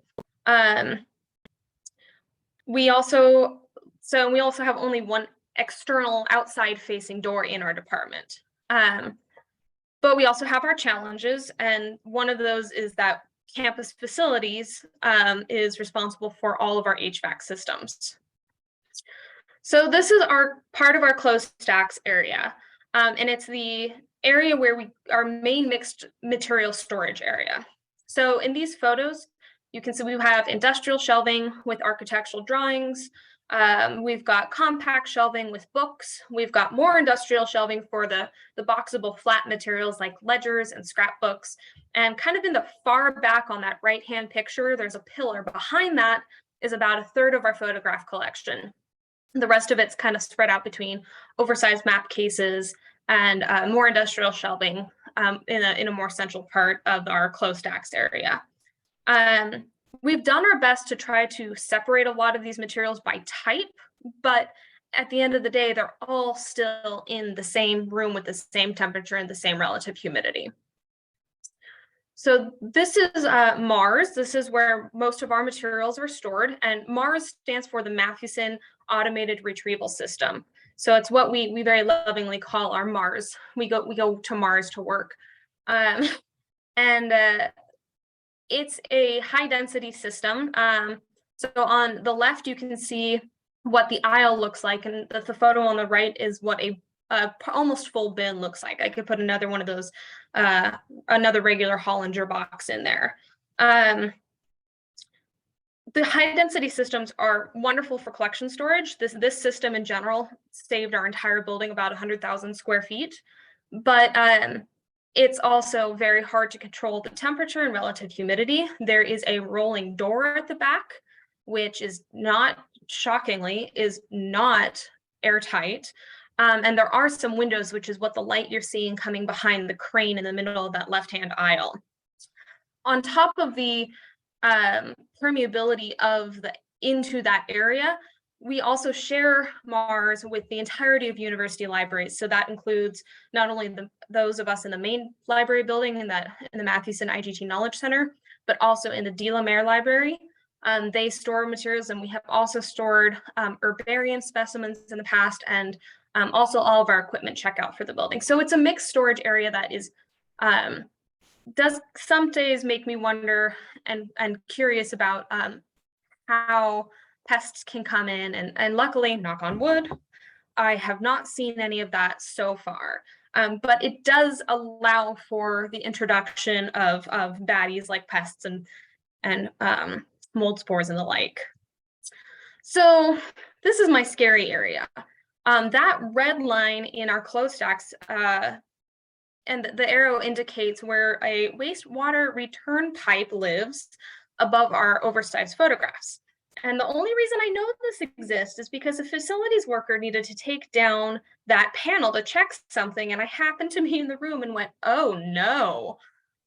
So if at all possible, I would highly recommend trying to get a hold of your building's plans so that you can not be surprised like I was when suddenly there is a wastewater return pipe in my ceiling above my photos. And on my to-do list is to figure out a good way to cover these without creating a microclimate and maintaining accessibility. It's something I wonder potentially having facilities work with me to put something in the ceiling to protect the collections, because microclimates is kind of what scares me the most with water above things and then using plastic.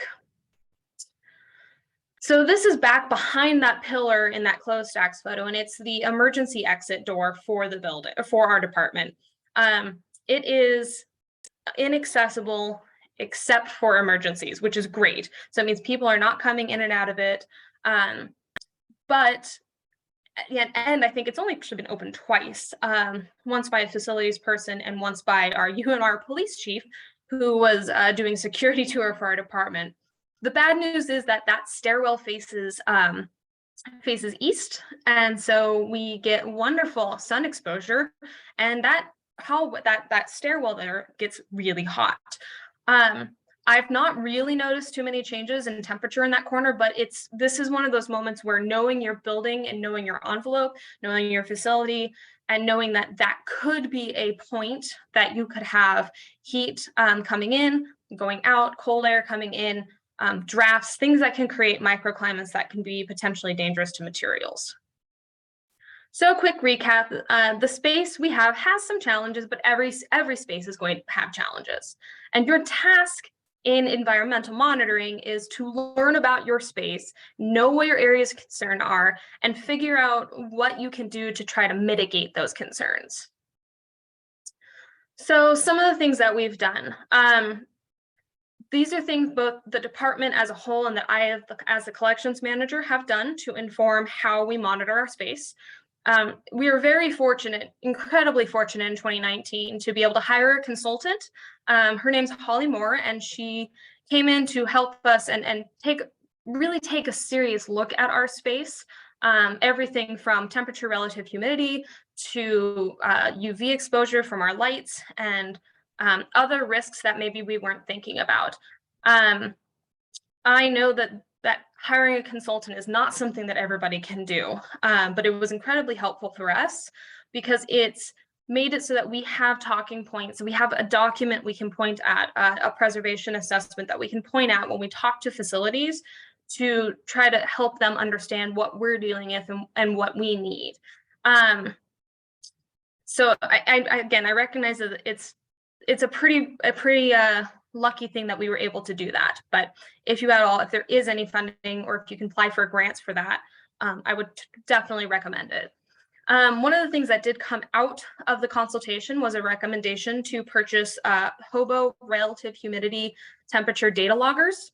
The loggers individually are about $155 per unit. So a little steep, but not too bad considering what you're getting. These units allow you to log the data and then export it off the data loggers, so that you can actually look at the data and see what's happening in the fluctuations. So you can create graphs like Christopher showed, and that really gives you that visualization, which is good. I have 13 units, 6 in Mars, and then 5 in one in our workroom, 4 in our closed stacks, and 2 in the John Bill Bell Basque Library. And it's actually given me a way to be able to talk to facilities. And, when it gets up to 77 degrees in Basque, why that's a bad thing, like consistently 77 degrees. So we've been able to work with them to get them to drop the temperature a little bit. So it peaks sometimes, but it's not consistent. I talk a lot about facilities because they have such a major impact on our space. If you don't have control over your HVAC, you have to build relationships with these people. Our campus facilities department is massive. Our campus isn't huge, but it's also not small by any means anymore. And so we're trying to work with, figure out a way to work with facilities to get them to reframe how they think about us, and not as a library space, but as a lab space. So it kind of makes it a little easier for them to understand our unique needs compared to other library spaces, and especially other spaces on campus. And then finally, one of the things I did most recently was take the NED, the Northeastern Document Conservation Center, Establishing Environmental Monitoring Program workshop. And it does cost about $200, but it was worth every penny. The resources provided, as well as the presentation and accompanying discussion, was instrumental in helping me further my understanding of what I'm doing and why I'm doing it. And it's that why that is so important, but it's also the how, which is also what we're trying to talk about. How can you do this kind of stuff? If you're basically self-taught, highly recommend this class, and I'm sure there's opportunities for scholarships for this as well. So this goes into what this, goes hand in hand with what I was talking about and with what Fleur and Christopher have been talking about. There are small steps that you can take in environmental monitoring. So one of the things you do, make sure you look at your building, look at the envelope.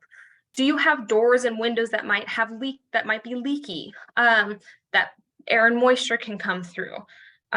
Don't forget also to walk around the outside of your building. Look at the space that you're in and visually inspect it. Are there plants growing up in places that maybe plants shouldn't be? Is that a leaky door that water could seep under? Does the window not close all the way? The fact that we are on the inside and we have no outside windows is great for me because I don't have to worry about that as much. But also don't forget to write down somewhere, take pictures of these things, of these places that might be problematic. That way you have something to visually compare. It's like, it was here this month, maybe a leaky door, and maybe the next month it gets worse, and you have something visually to say, this is a problem, we need to get it addressed. If you don't have control over your HVAC system, who does? Meet them, build a relationship, and invest in data loggers. As Fleur said, data is so important because it gives you a foundation to be able to see where you are, maybe where you need to go, and in the future, where you end up. It can also help you advocate for funding. I know of a colleague who's had some leaks on an outside of their wall. It was potentially coming in from the top of the building. The building is older, and having data to be able to show that there are problems, you can advocate for funding to get things fixed.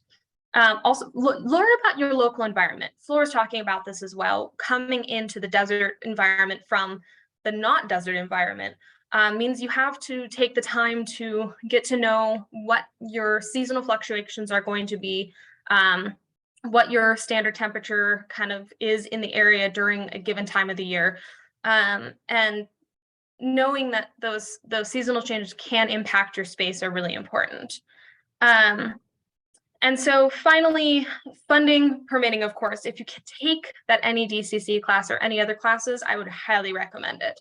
There are also a ton of free resources out there, and I have a few links in the next slide. So finding that information and learning about this is one of those small steps that you can take. So environmental monitoring can be really, really daunting, but these small steps and doing even just a little bit is always going to be better than doing nothing.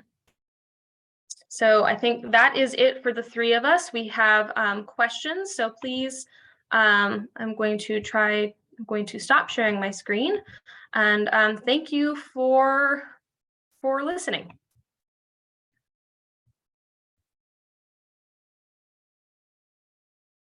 Great, thank you. Are there any questions for Chris, Jessica, and Fleur? Again, feel free to use the chat, or feel free to unmute yourself and ask the question.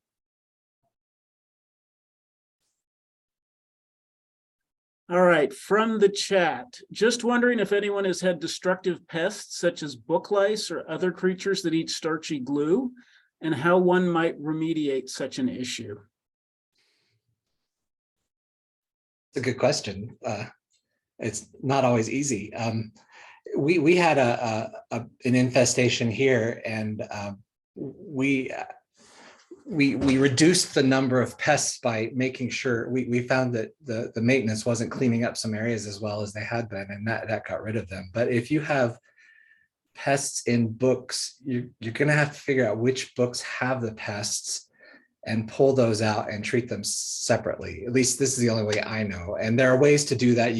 There are ways using freezers, or there are ways to fumigate them that you can try. I don't know if Flora or Jess have any experience with that. I'm very fortunate that I have not had to deal with that.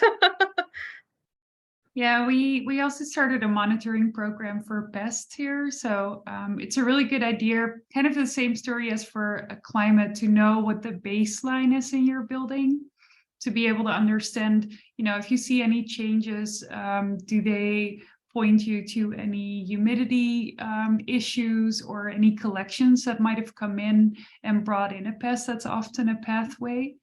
Yeah, the NEDCC web page that Michael is sharing is very helpful. And another really helpful resource might be museumpests.net. This is a group of collection managers around the world who are sharing information about what they see in their collections. There's a really cool tool you can use to identify common pests. A lot of resources on how to start an IPM monitoring program and what to do with the results you're getting. And they also have a really useful email list where you can always send in photos, and specialists from the field and entomologists will help you identify what it is that you're dealing with. So I hope that helps.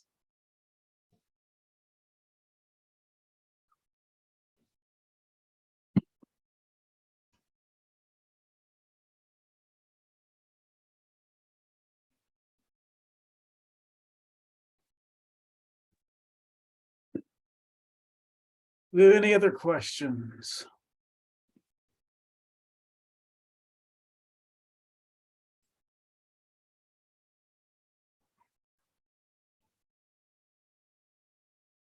So I've got one. If you can only do one thing, where do you start? That's a hard one. I think, I mean, in my experience, the things that cause the most damage are people. And the things that cause the second most damage is light, if you have things exposed to light, and that's a problem. And then the third thing is temperature and humidity. I think that if you can't do anything, just stabilizing the environment as much as possible, even if that just means making the building comfortable for humans. And if you can't, I mean, there have been places that have tried to control their environment. They've built new systems, they've refurbished their building, they've closed all the windows, and they found that their things started deteriorating faster because that really wasn't, they didn't really understand the problem. And it was better for them to have like free airflow. So don't stress if you have that kind of thing happening, especially if you don't have a lot of money. Sometimes it's better to just let things be and not worry about it, and keep an eye out. Keep an eye out for, moisture problems, the kinds that Jess was talking about, for humidity fluctuations and for mold. That's a really key factor to look for, key thing to look for. Yeah, I think especially if you don't have funding, or for some reason, if you don't have institutional support, really just looking at your building, figure out what you have to work with, and then work with what you have. Take pictures, document, draw a map of your building and circle places that you're worried about, just so that you can kind of pay attention to how things are changing, because it's the change that's going to, that's hopefully, oh, there's a new there's a new stain on your ceiling panels if you've got the drop ceilings. We have a new buildings operations person for the Knowledge Center. And he actually, because we don't have any extra panels right now, he will actually go around at any spots he takes a pen and puts little dots around the edge of the spot. So if it grows, he knows that there's still a problem. So that's something that you can do that doesn't cost money, doesn't cost that much time, isn't that high of effort, that will allow you to go, oh, I've got a water leak or something like that in the roof. If you're large enough that you have any facilities staff, I think something that it doesn't always work. Sometimes it doesn't really backfire, but they don't always get it. But getting them invested in your collection, helping them see why it's important, and then they start to take a special interest in helping to preserve it. I think our facilities people here, our building facilities people anyway, have a real vested interest in protecting the collection. Yeah, I would agree with that. And not really, this isn't quite preservation, but I was saying our campus police actually came and did a tour to try to get them to understand more about our space and our needs as a place of unique and rare materials. So building those relationships, if you have those if you're big enough now, I know not all, if you're at a historical society or someplace small, it's a lot harder because you're sometimes, you do it yourself. But if you do have a large, I think it's almost more important if you're in a large kind of bureaucratic situation, like in a university, you need to know these people because they're the ones who control it all. And building those relationships is so, so vitally important. Yeah, I agree with everything Christopher and Jessica just said. And yeah, I think observing what is happening around you, documenting as much as you can, yeah, to kind of create your story, right? What are we trying to do? Why is it important? And what are things that we might want to mitigate in the future? And then there are programs available to get a consultant in to look at your collection and collection storage and use. The CAP program is one that comes to mind. NEDCC has a webinar that they do at the start of preservation grant season, which is super helpful and gives you a really good kind of oversight of what programs are available. And yeah, there's a lot of, preservation programs available to get started in a small or mid-size institution. And there are also preservation grants, NEC preservation grants out there that, there is money, especially for small institutions. There's money out there to help with preservation. And that's not only just item preservation, but space preservation. So, making those changes and doing those things that you need to try to fix things. And so Fleur just posted a link in the chat if you haven't opened up the chat yet. So that's in there. And it's a great resource, especially for small institutions. But for all institutions, but really the small ones, it's important for there to be funding opportunities for them. Great, thank you. Let's give Chris, Jess, and Fleur a round of applause. We really appreciate the information they've shared. And then we're going to take a 5-minute break. We'll reconvene at 3 o'clock for the final panel of the CIMA SnowFall Caucus. Thanks, Chris, Jess, and Fleur. That was really interesting. Thank you. Thanks so much.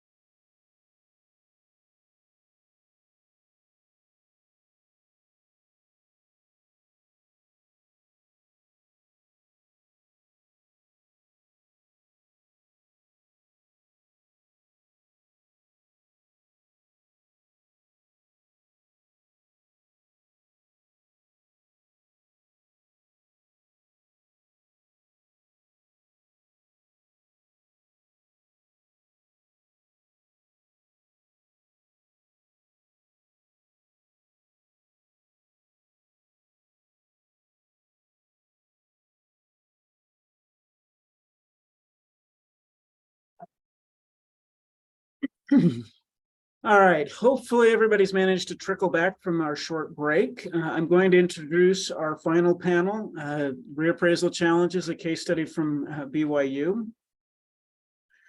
Karen Glenn is the Archival Processing Section Supervisor in the Metadata and Cataloging Department at Brigham Young University, where she coordinates manuscript processing for the L. Tom Perry Special Collections. She received her bachelor's in International Relations from BYU and an MS in Library and Information Science from Simmons College.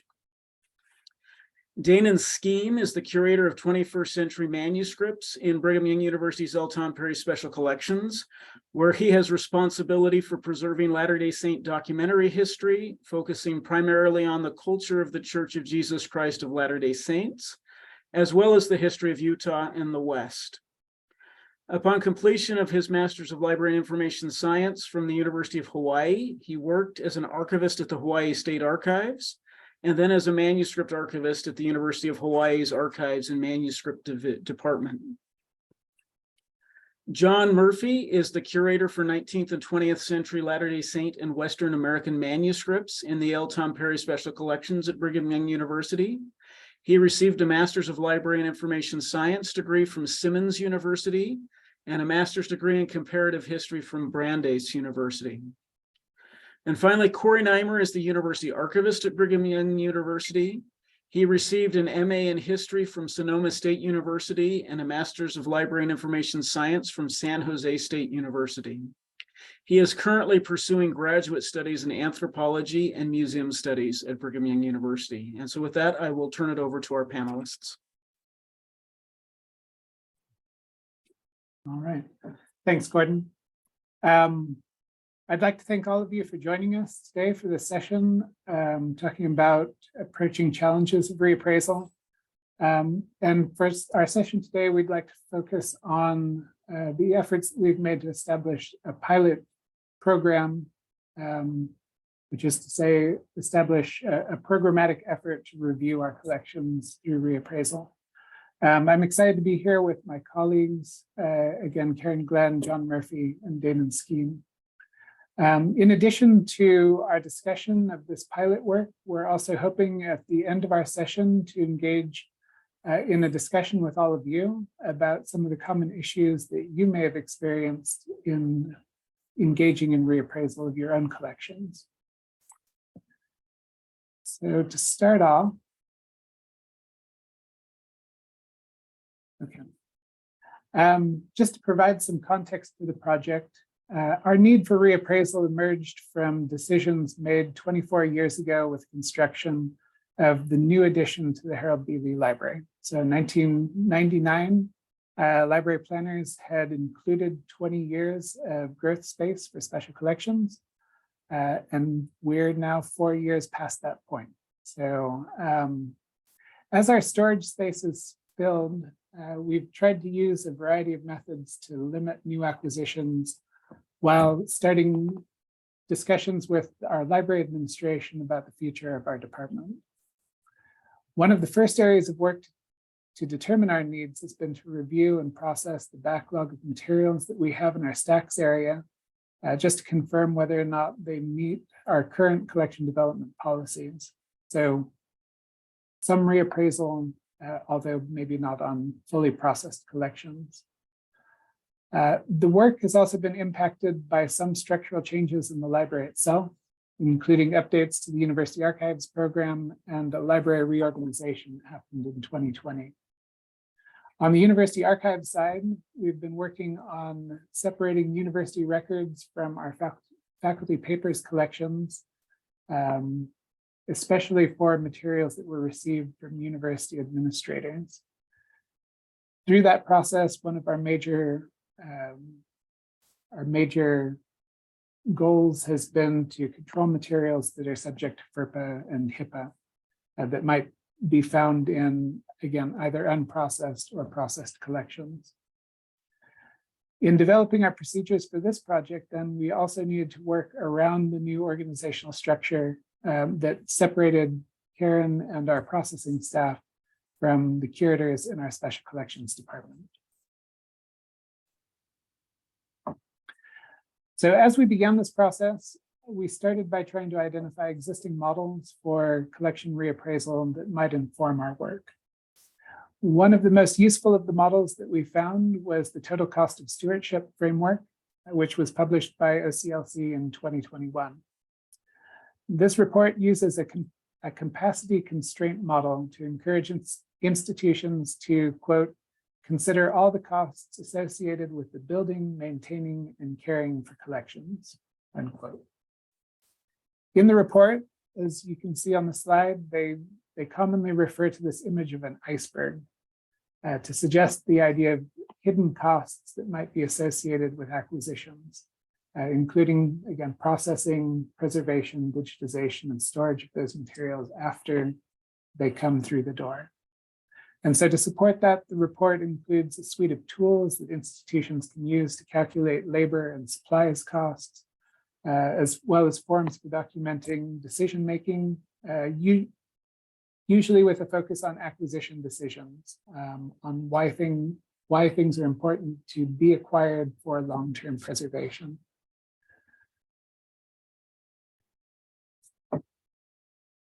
But while the focus of the TCOS framework is on acquisitions, we quickly became interested in how these tools might be applied to the reappraisal of existing collections. And in this case, as we looked at our iceberg metaphor, we felt maybe less like the ship at the top, wondering about hidden costs, and felt more like felt more like a submarine under the iceberg, looking up and trying to figure out just how big our problem already was. The other main tool that we settled on for the project were the guidelines for reappraisal and deaccessioning. This standard from the Society of American Archivists helped, when it was created in 2012, helped recognize that reappraisal is an ethical standard process for managing institutional holdings. And the standard, many of you have probably already looked at these or used these in your own work. As you know, they include a series of tools, again, for templates, sample forms, and other documentation for walking you through the process of conducting reappraisal and deaccessioning work.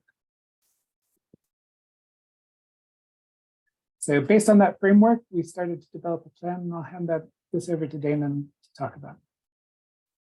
All right, thanks, Corey.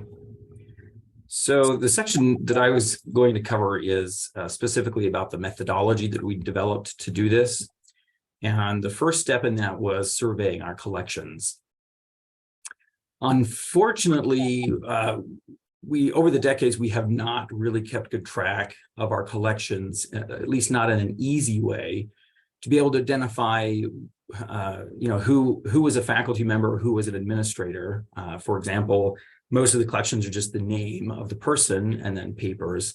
And so it would be, the Dane and Scheme papers.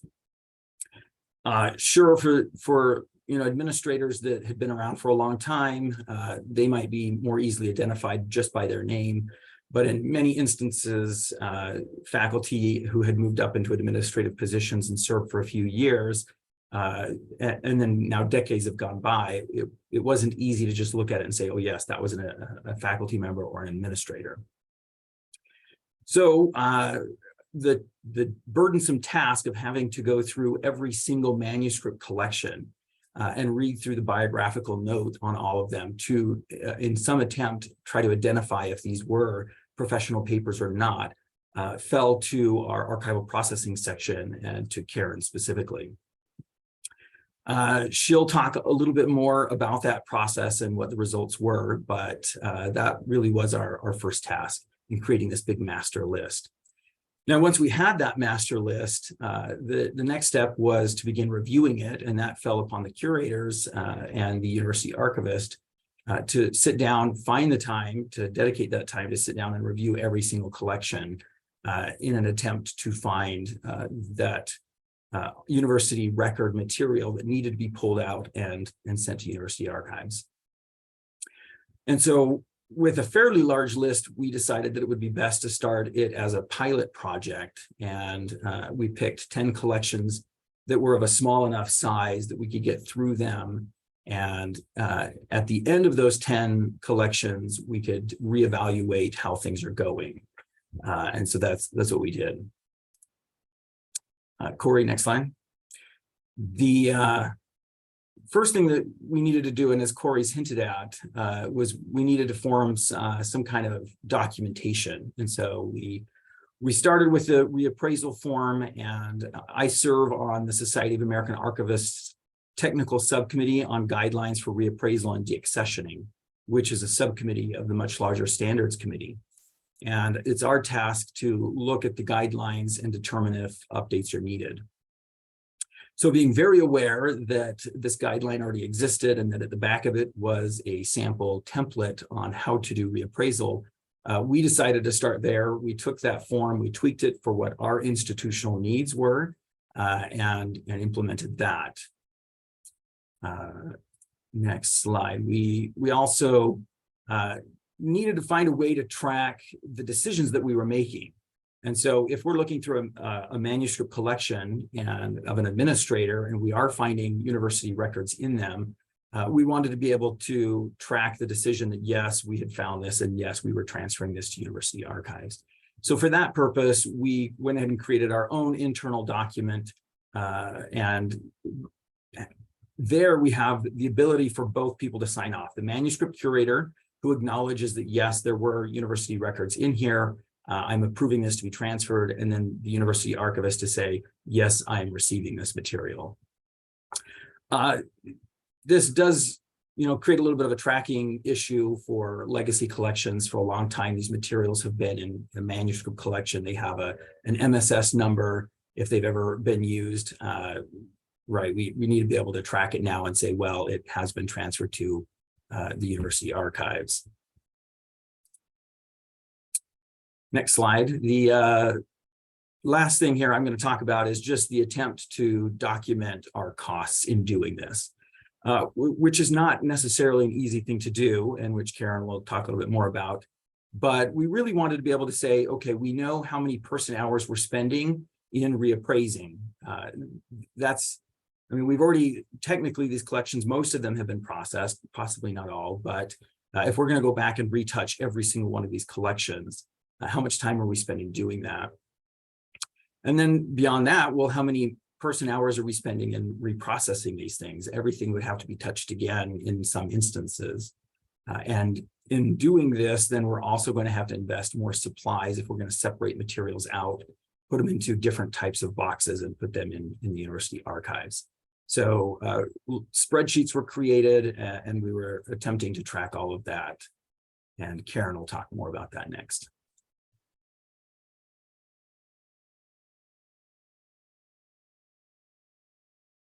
Great. Hi, everyone. So applying that methodology, we found the following results.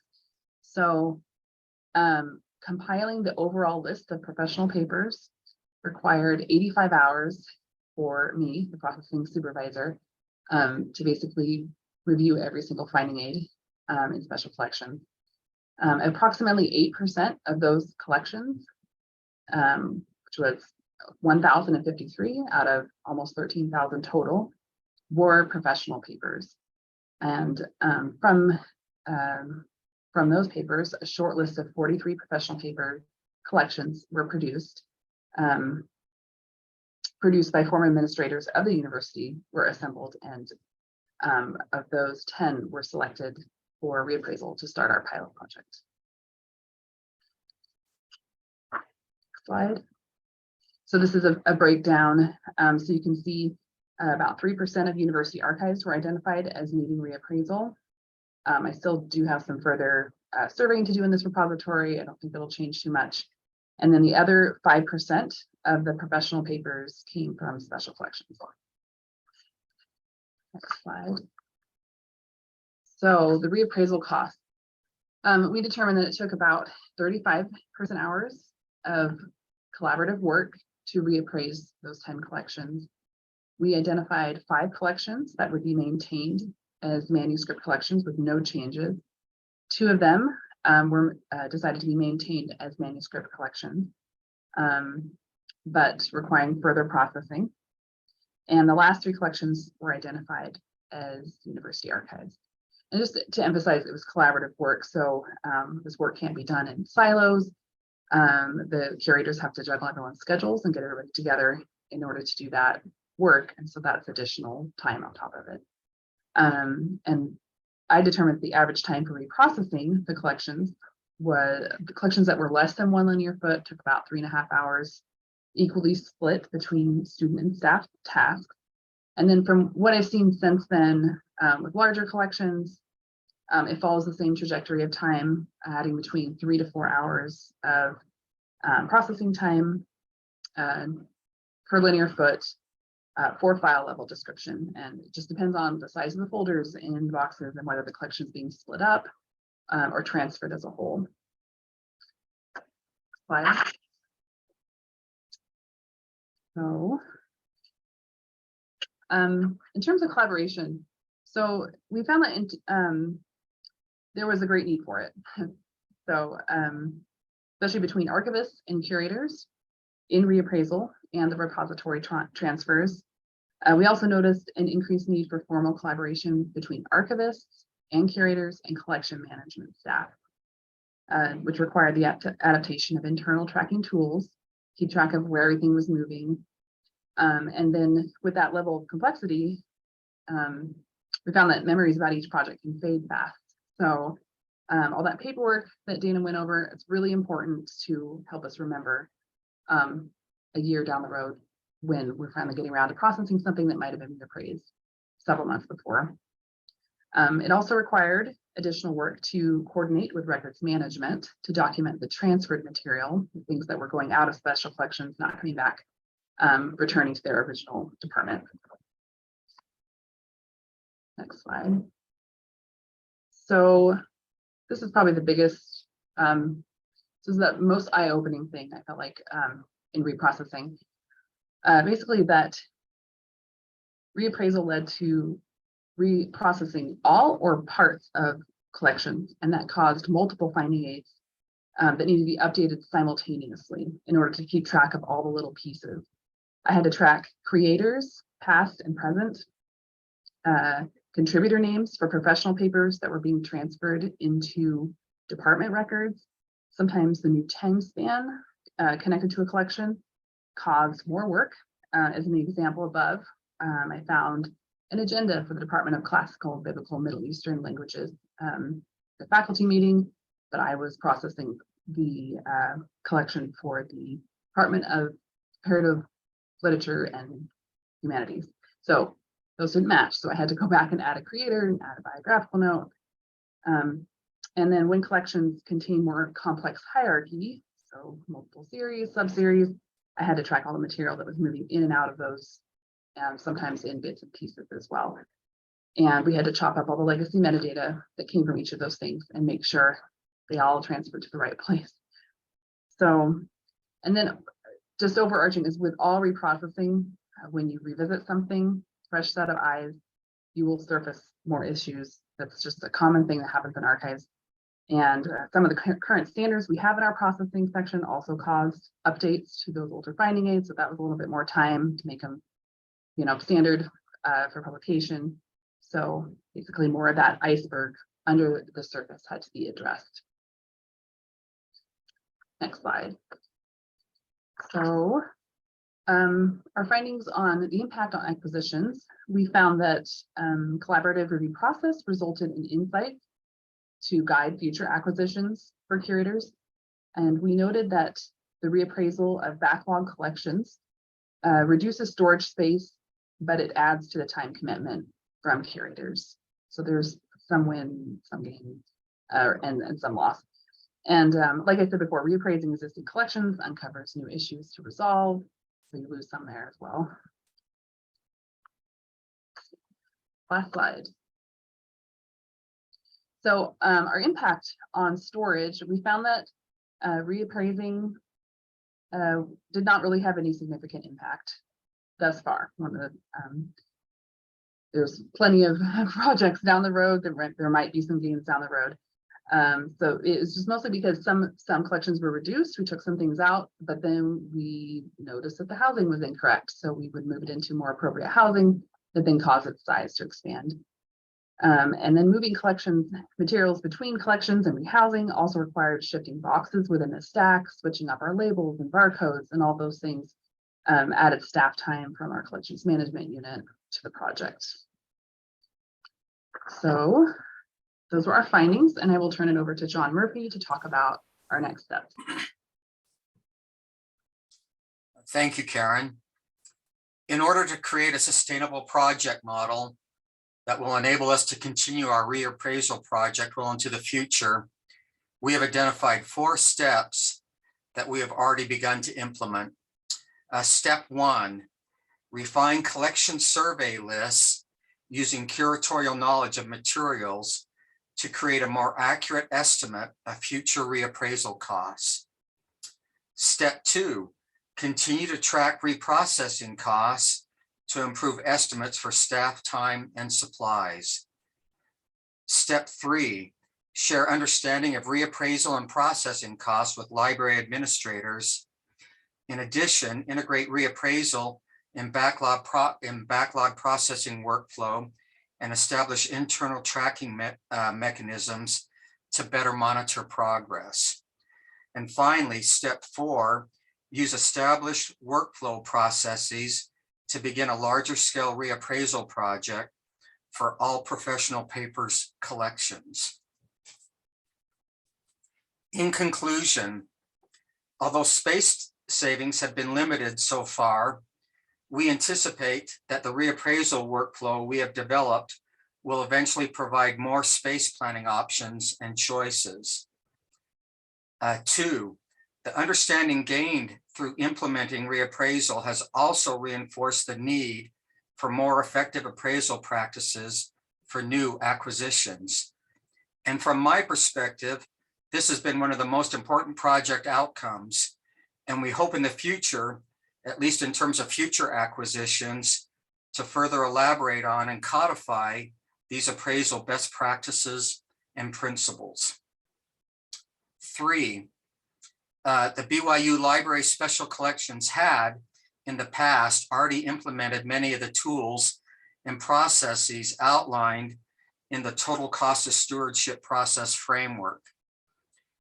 And although it was useful to review these tools, what was most useful to our reappraisal team, I think, was the concept that our special collections library can and should function as a closed ecosystem or environment subject to its own carrying capacity.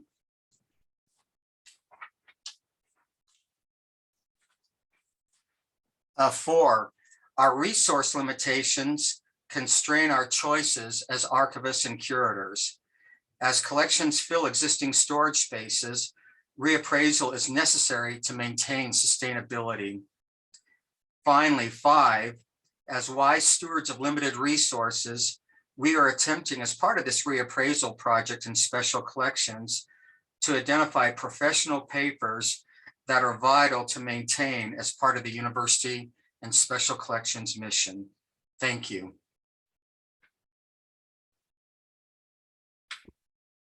Okay, so as Corey said at the beginning, we're interested in hearing more from you guys as well. Obviously, this is a pilot project. It was fairly small. It's been very helpful as we're anticipating ramping up and doing more. But first, before we get into a wider discussion, are there any questions about what was covered in this presentation?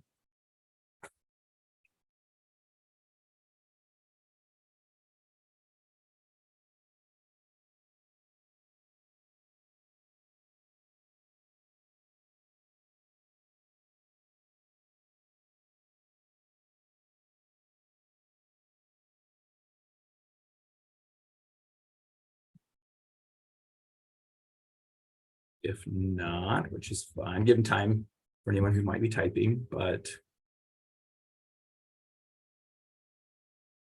go ahead and advance to the next slide. If you do have questions, don't hesitate to type that in.